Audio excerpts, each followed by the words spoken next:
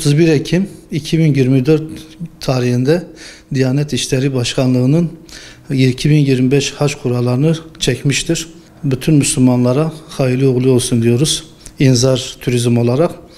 Diyanet İşleri Başkanı'nın belirtmiş olduğu tarih 4 Kasım ile 15 Kasım aralığında ismi kurada çıkan vatandaşlarımız, hacı adaylarımız kendi kayıtlarını E-Devlet üzerinde yapabilirler.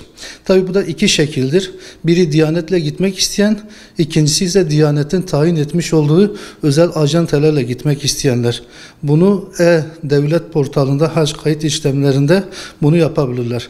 İnzarla gitmek isteyen vatandaşlarımız bu portala girdikten sonra hac kayıt işlerini için inzar turizmi seçip bizimle beraber 2025 hac vazifelerini yerine getirebilirler.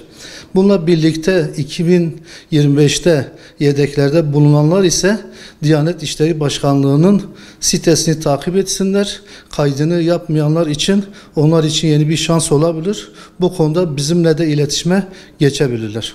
İnzar turizm olarak her yıl düzenli olarak Diyanet'te ismi çıkan hacı adaylarımızı o mübarek beldelere götürüyoruz. Hac vazifelerini yerine getirirken biz de onlara yardımcı olup onlara hizmet ediyoruz. Tabii ki onların teveccühüyle birlikte gün geçtikçe bize olan teveccüh fazlalaşıyor.